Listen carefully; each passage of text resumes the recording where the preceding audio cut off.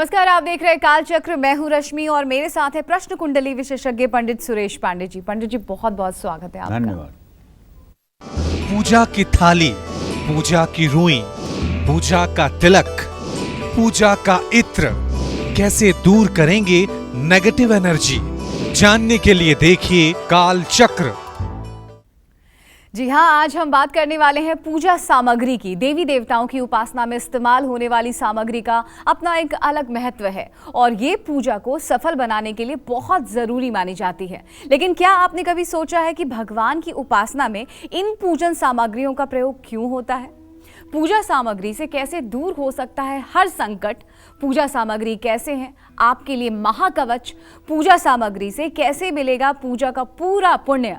ये सब बताएंगे आज आपको प्रश्न कुंडली विशेषज्ञ पंडित सुरेश पांडे जी। तो चलिए अपनी इस खास चर्चा की शुरुआत करते हुए सबसे पहले हम बात करते हैं पूजा की थाली की, जो सबसे ज्यादा जरूरी है। पूजा की थाली में सामग्रियों का क्रम कैसा होना चाहिए, थाली में रखा हुआ जल कैसा होना चाहिए, सबसे पहले हम यही जानते हैं पंडित जी से। तो पंडित जी बताइए, सबसे महत्वपूर्ण है पूजा की थाली, इसके बिना पूजा तो संभव ही नहीं है। ठीक बात है। देखिए, कर्मकांड, अनुष्ठान, ये सब जो क्रियाएं हैं वो पूजन में शास्त्र सम्मत विहित सामग्री जो है उसके इस्तेमाल करने से पूर्ण होती है। जबकि ये बात सत्य है कि ईश्वर, भगवान, देवी देवता ये क्रियाग्राही नहीं है, ये भावग्राही है। ये आपकी भावना को स्वीकार करते हैं और पूजन तो क्रिया है। इसी बात पर अर्जुन को संशय हो गया और उन्होंने भगवान श्री कृष्ण से पूछे ही लिया कि हे प्रभु, जो व्यक्ति आप में निष्ठा रखते हुए, आपके प्रति भक्ति रखते हुए आपके साकार रूप की पूजा करता है, द्रव्य गंधाक्षत पुष्प धूप दीप नैवेद्य निवेदित करता है, आप उसकी पूजा से शीघ्र प्रसन्न होते हैं कि जो आपके ओंकार स्वरूप की पूजा करता है उसकी पूजा को जल्दी स्वीकार करते हैं। तो भगवान श्री कृष्ण कहते हैं कि देखिए, जो मेरे साकार रूप की पूजा करता है वो भक्त होता है, वो ज्ञानी नहीं होता है, वो भक्त होता है और वो पूरे समर्पण के साथ उस पूजा को करता है। इसलिए मैं शीघ्र प्रसन्न होकर उस पूजा को स्वीकार करता हूँ। और ओंकार स्वरूप की पूजा करना काफ़ी क्लिष्ट है, काफ़ी कठिन है। संनियमेन्द्रिय ग्रामम सर्वत्र संबुद्धया, जब तक सर्वत्र संबुद्धि नहीं होती है तब तक निराकार रूप की पूजा नहीं हो पाती है। इसलिए क्लेशा अधिक तरसते साम, इसमें क्लेश बहुत ज़्यादा है और इस पूजा के सफल होने में समय बहुत ज़्यादा लगता है। इसलिए सनातन धर्म में पूजा पाठ का और पूजा पाठ में वस्तुओं का बहुत महत्व है, बहुत योगदान है।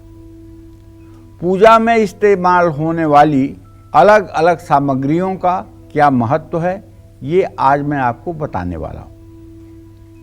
देवता के पूजन में पूजा सामग्री का होना बहुत ज़्यादा जरूरी है। ये सभी सामग्रियाँ देवी देवताओं की कृपा दिलाने में महत्वपूर्ण कड़ी होती हैं। पूजा सामग्री के हर घटक का हमारे शास्त्रों में बहुत महत्व बताया गया है। पूजा सामग्री देवी देवताओं को अर्पित करने से पहले उनका सही क्रम में थाली में रखना भी एक बुद्धिमत्ता है। थाली में पूजा सामग्री रखने का क्रम भी पंच तत्व के स्तर पर ही आधारित होता है। इस तरह से सामग्री रखने से ब्रह्मांड में मौजूद पंच तत्वों का संतुलन बना रहता है, जिससे पूजा करने वाले भक्त के शरीर में भी पंच तत्व संतुलित रहता है और शरीर में सात्विकता और सकारात्मकता बढ़ती है। पूजा की थाली में सबसे पहले जो रखा जाना चाहिए वो है 7 नदियों का जल, 7 नदियों का जल। अब ये तो बड़ा असंभव है कि 7 नदियों का जल मिले, तो अगर 7 नदियों का जल न मिले तो आप केवल गंगा जल रख लीजिए। वैसे गंगा, गोदावरी, कावेरी, सरयू, यमुना, इन जलों को मिलाकर 7 नदियां कही गई हैं। गंगा, सिंधु, सरस्वती च यमुना, गोदावरी च नर्मदा, कावेरी सरयू महेंद्र तनया क्षिप्रावती, कावेरी सरयू महेंद्र तनया वेत्रत्वती। तो कहने का मतलब यह है कि नदियों का जल रखने से, 7 नदियों का जल रखने से या गंगा जल रखने से उतने ही पुण्य की प्राप्ति होती है। इन 7 नदियों के जल को एक लोटे में डालकर रखा जाने का विधान है। आजकल 7 नदियों का जल नहीं मिलता है और न किसी के पास इतना फुर्सत है, न इतना टाइम है कि जाकर के 7 नदियों का जल कोई संकलित करेगा। ऐसे में सामान्य जल ही कलश में डालें, लेकिन जल डालते समय गंगे च यमुने चैव इस मंत्र का उच्चारण करें, या गंगा सिंधु सरस्वती च यमुना गोदावरी च नर्मदा कावेरी सरयू महेंद्र तनया चर्मणवती वेदिका क्षिप्रावेत्रवती महासुर नदी ख्याता चया गंडकी पूर्णै पूर्ण जलै समुद्र सहितै कुर्वन्तु नो मंगलम। इस मंत्र को भी पढ़ा जा सकता है। तो जब जल आपने स्थापित कर लिया थाली में, तो इसके बाद क्या क्या आपको रखना है, इस विषय पर भी आज गंभीर रूप से मैं चर्चा करूंगा। जय मां विंध्यवासिनी। तो हम सब अपनी पूजा की थाली में रुई के वस्त्र भी रखते हैं, तो पंडित जी आखिर रुई के वस्त्रों का महत्व क्या है? और कहते हैं, मान्यता है कि रुई के वस्त्र अगर हम चढ़ाते हैं तो हमारी मनोकामना शीघ्र ही पूर्ण होती है। कितनी वास्तविकता है इसमें? देखो, रश्मि ऐसा है, रुई से वस्त्र का निर्माण होता है, रुई से वस्त्र का निर्माण होता है। और वस्त्र जो है वो लज्जा को बचाता है, लज्जा की रक्षा करता है। त्रेता युग की बात है, माँ जगतजननी जगदम्बा जानकी का रावण ने अपहरण किया। जगतजननी जगदम्बा माँ सीता विलाप करते हुए रावण के साथ लंका की तरफ जा रही थी। किष्किंधा पर्वत पर बानरों का समूह बैठा था। उस भीड़ को देख करके माँ जगतजननी जगदम्बा ने अपनी ओढ़नी, जिसे आप दुपट्टा कहते हो, उस दुपट्टा को उसी पहाड़ पर किष्किंधा पर्वत पर गिरा दिया। जब प्रभु श्री राम से सुग्रीव की भेंट होती है और प्रभु श्री राम माता जानकी के अपहरण की सारी बात बताते हैं और कहते हैं कि एक महिला रुदन करते हुए इसी मार्ग से गई है और उसने ये वस्त्र गिराए थे, तो उस वस्त्र को देख करके प्रभु श्री राम रोने लगते हैं, क्योंकि वस्त्र को पहचान जाते हैं कि ये सीता की ओढ़नी है। और उसे अपने हृदय से लगा करके कहते हैं, हम पति तुम पत सीय के अंगरक्षक दो भाई, असमय जान सीय पर दो जन दियो बिहाय। मैं तो सीता के बाहरी आवरण की रक्षा करने वाला उनका पति हूँ, लेकिन तुम उनके आंतरिक रक्षा करने वाले पत हो। वस्त्र को पत भी कहा जाता है। पति बिना तो नारी कुछ समय रह भी सकती है, लेकिन पत के बिना 1 सेकंड रहना मुश्किल है। तो क्या सीता इतनी दुर्भाग्यशाली है कि इस असमय में मैंने तो साथ छोड़ा था, तुमने भी साथ छोड़ दिया? तो कहने का आशय यह है कि रुई से वस्त्र का निर्माण होता है और रुई की बत्ती दिए में भी जलाई जाती है। इसलिए यहाँ वस्त्र की उपयोगिता और रुई की उपयोगिता पूजा स्थान में दिखाई गई है। तो पूजा की थाली में जल का कलश रखने के बाद रुई के वस्त्र भी जरूर रखने चाहिए। रुई के कपड़े जीव के शरीर की सुषुम्ना नाड़ी का प्रतिनिधित्व करते हैं। रुई का धागा बनाते समय दूध की जगह चंदन का प्रयोग करें। चंदन का रुई में लेप करने से देवताओं की तरंगे जल्दी ही कार्यरत होकर रुई के वस्त्र पर आकर्षित होती है। अगर रुई की बत्तियां बना करके उन्हें केसर के घोल में रंग करके और उसे धूप में सुखा करके अगर फिर उसको जलाने के कार्य में लिया जाए तो शायद इससे देवता तत्काल सद्य प्रसन्न होते हैं। ये सात्विक वस्त्र जब आप देवता के गले में पहनाते हैं जो वस्त्र है, तो देवता अपना सगुण रूप जल्दी ही साकार कर आपकी मनोकामनाएं जल्दी पूर्ण करते हैं। इसलिए देवताओं को जो वस्त्र पहनाया जाता है, जैसे गणेश जी को पीले वस्त्र पहनाए जाते हैं, महालक्ष्मी को लाल रंग के वस्त्र पहनाए जाते हैं, भगवान श्री हरि विष्णु को पीताम्बर पहनाया जाता है, तो इन देवताओं को जिस रंग के वस्त्र पहनाए जाते हैं उन रंग के वस्त्रों को और ख़ास करके सूती या रेशमी वस्त्रों को ही धारण कराना चाहिए। पॉलिएस्टर का कोई भी कपड़ा देवी देवताओं की पूजा में प्रयोग नहीं करना चाहिए। इतना तो कम से कम हमारे दर्शकों को समझ ही लेना चाहिए। जय मां विंध्यवासिनी। चलिए, ये महत्वपूर्ण चर्चा आगे भी जारी रहेगी, लेकिन इस बीच कालचक्र की एक दर्शक जुड़ गई हैं, भावना गुजरात से। भावना, बहुत बहुत स्वागत है आपका। आप पंडित जी से अपना सवाल करिए। जी प्रणाम गुरु जी। खुश रहो बेटा, जोर से बोलो। हाँ, मेरे 3 प्रश्न है। पहला प्रश्न मेरे बेटे के बारे में है। उसका जन्म 6 जुलाई 2001 को हुआ, रात के 3 बजे 3:31 को। वो कब तक अपनी जिम्मेवारी समझेगा और वो अपना दिनचर्या कुछ सही समय पर नहीं कर रहा है। नहाना, उठना, सोना कुछ भी नहीं कर रहा है और वो दिन भर कुछ न कुछ करता रहता है। वो और उसको विदेश भी जाना है। करियर कैसा उसका सही बनेगा, पहला यह प्रश्न है। वो कब तक अपनी जिम्मेवारी पूरी करेगा और समझेगा, आजीविका के लिए आर्थिक सहयोग करेगा हम सबको घर में। चलिए, हो गया आपको। आपने 3 प्रश्न पूछा था, एक ही प्रश्न में आपने जो है इतना समय लगा दिया। तो आप समझ लीजिए भावना जी, आपके सुपुत्र के भाव का स्वामी है मंगल और उससे भाग का स्वामी है बृहस्पति। मंगल और बृहस्पति चतुर्थ दशम के स्थान में है। बृहस्पति अभी राहु के साथ गुरु चांडाल योग बना रहा है। अभी उसके अंदर आलस्य की अधिकता है और आलस्य के कारण उसका संयम नियम बिगड़ा हुआ है। अगर आप चाहती हैं कि उसका संयम नियम अच्छा हो जाए तो आप एक 2 ग्राम के शिवजी का लॉकेट सोने का बृहस्पतिवार के दिन खरीद लीजिए।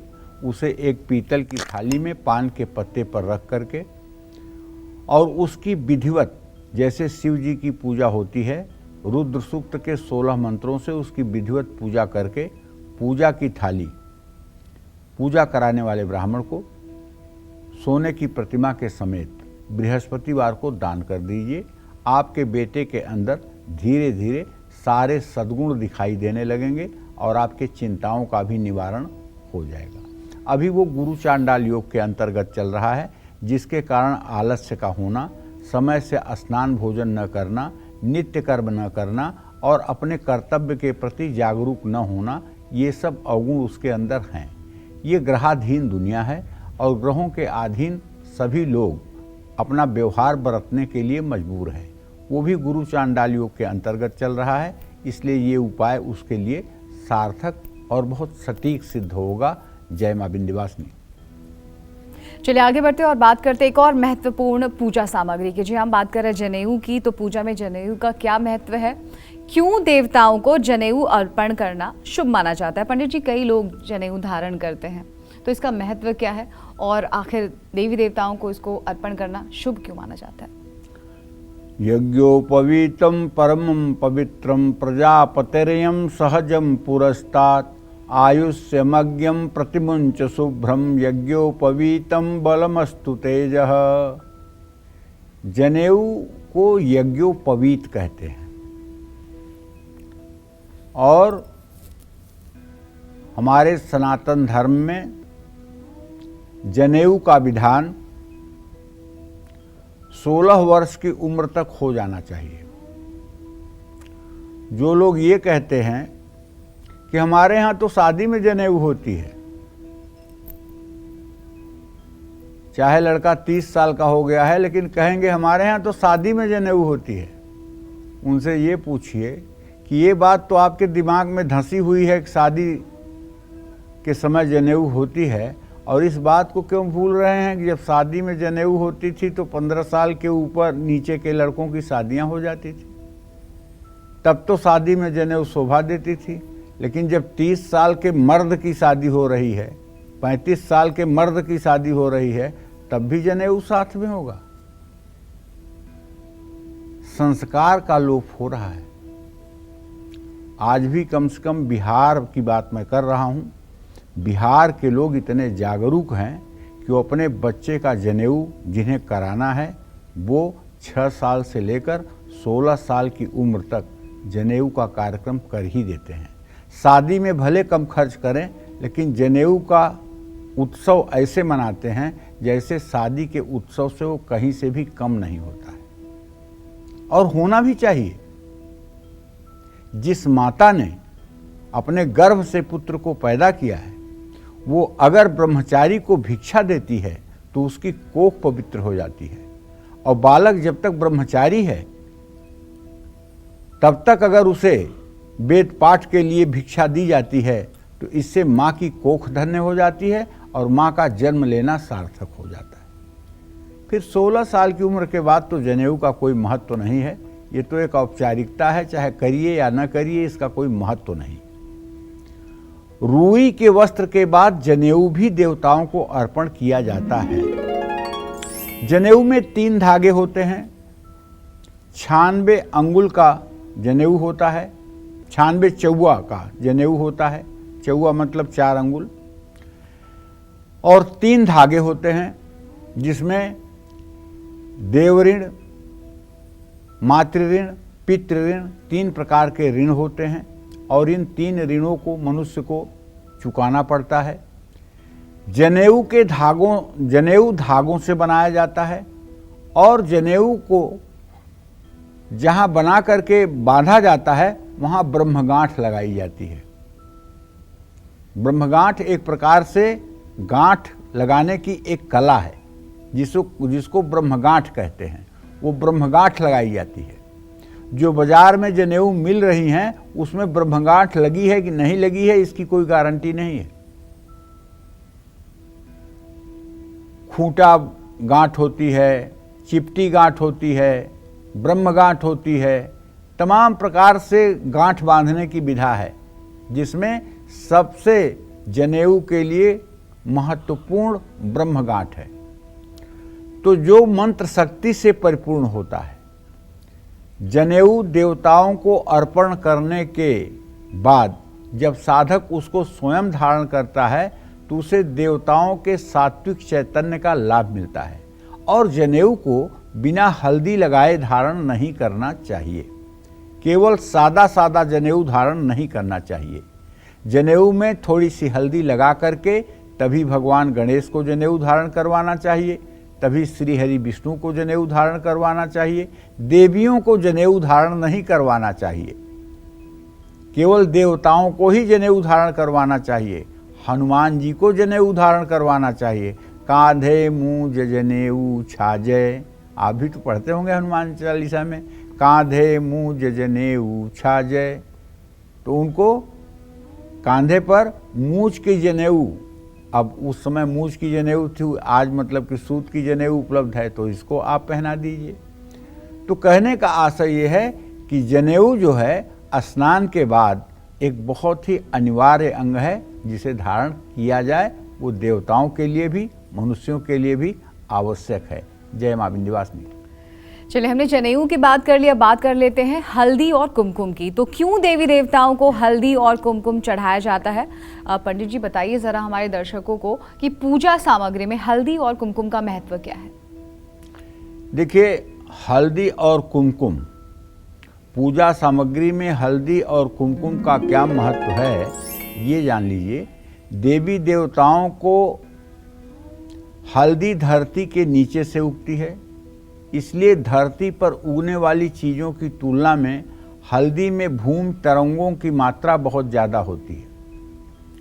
कुमकुम भी हल्दी से ही बनाया जाता है।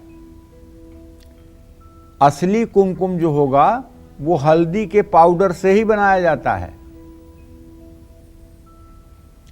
देवी देवताओं को हल्दी और कुमकुम चढ़ाने से देवताओं द्वारा प्राप्त तरंगों के साथ भूमि तरंगों का लाभ भी मिलता है, जिससे मन और मस्तिष्क में सात्विकता की वृद्धि होती है। वातावरण के रज और तम तरंगें यानी कष्टदायक तरंगों को सहने की क्षमता में वृद्धि होती है। शुद्ध कुमकुम रक्त वर्ण का होता है, इसलिए उसमें लौह घटक की मात्रा ज़्यादा होती है। इस कुमकुम को माथे पर लगाने से अनिष्ट शक्तियां भ्रू मध्य में प्रवेश नहीं कर पाती हैं। और हल्दी की तो उपयोगिता ये है कि इसे खाया भी जा सकता है, लगाया भी जा सकता है और इससे रंगाई भी हो सकती है। हल्दी के घोल से आप कपड़े की रंगाई भी कर सकते हैं।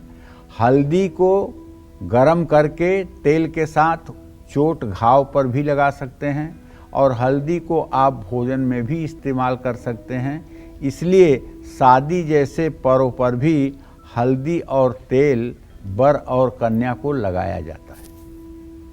लेकिन ध्यान रखिएगा, हल्दी भगवान शिव पर मत चढ़ाइएगा, क्योंकि भगवान शिव संहार के देवता हैं और हल्दी पृथ्वी से उत्पन्न होती है।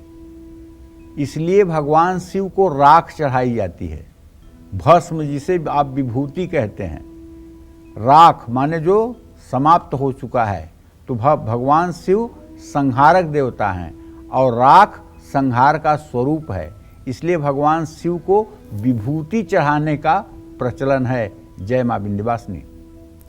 तो अपनी चर्चा को आगे बढ़ाते हुए अब बात करते हैं हम सिंदूर की। महिलाओं को पूजा सामग्री में सिंदूर का इस्तेमाल क्यों नहीं करना चाहिए, साथ ही कैसे सिंदूर से संकट मोचन हनुमान जी की कृपा भी पाई जा सकती है।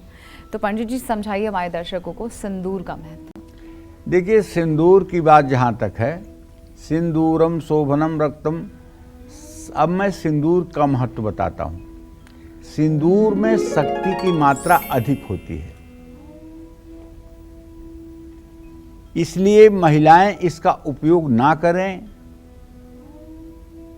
क्योंकि ये मारक शक्ति है। पूजा करने में इस्तेमाल ना करें, यूज करने में इस्तेमाल तो करेंगे ही। महिलाओं के लिए असहनीय होती है, जो उनको कष्ट पहुंचा सकती है। सिंदूर का उपयोग हनुमान जी की पूजा में किया जाता है। अब हनुमान जी को क्यों किया जाता है? माता सीता सिंदूर पहन रही थी, हनुमान जी ने देख लिया, पूछा कि माँ ये आप क्या पहन रही हो? तो उन्होंने कहा ये तो सिंदूर है। बोले माँ ये आप सिंदूर क्यों पहन रही हो? बोले प्रभु श्री राम को बड़ा अच्छा लगता है। बोले आप सिंदूर पहनती हो तो प्रभु श्री राम को बहुत अच्छा लगता है? बोले हाँ। तो अपने जितना सिंदूर था सब उठा करके पूरे शरीर में लगा लिए। बोले जब आपका थोड़ा सा सिंदूर अच्छा लगता है तो मैं तो पूरे शरीर में ही सिंदूर लगाए रहूँगा ताकि प्रभु को हर समय अच्छा लगे। तब से जो है हनुमान जी को सिंदूर लेप की प्रथा शुरू हो गई। तो सिंदूर में तेल मिला करके हनुमान जी की मूर्ति पर लेप किया जाता है, जिसको कहते हैं चोला चढ़ाना। ऐसा करने से हनुमान जी की मूर्ति में विद्यमान मारक तत्व इस सिंदूर में आकृष्ट होकर उसी में संचित रहते हैं। अब बात ये समझ में आ गई होगी। दूसरी बात, सिंदूर के लिए पुरुषों को चाहिए कि देवियों के ऊपर सिंदूर अपने हाथ से न चढ़ाएं। सिंदूर चढ़ाते समय पान के पत्ते या चांदी के चम्मच का प्रयोग करें। जैसे श्रीयंत्र पर भी आपको सिंदूर चढ़ाना है, या महालक्ष्मी के चरणों में सिंदूर चढ़ाना है, या विंध्यवासिनी माता को सिंदूर चढ़ाना है, तो उसे पान के पत्ते से या फिर फूल में सिंदूर का स्पर्श करा के या फिर चांदी के चम्मच से सिंदूर चढ़ाएं। अपने हाथ से सिंदूर चढ़ाना वर्जित है। जय मां विंध्यवासिनी। तो पूजा का तिलक, पूजा का इत्र, पूजा के फूल, पूजा के अक्षत और बाकी पूजा सामग्रियों से कैसे मिलेगा पूजा का पूरा फल, ये सब बताएंगे आपको पंडित जी। लेकिन एक छोटे से ब्रेक के बाद आप बने रहिए हमारे साथ और देखते रहिए कालचक्र।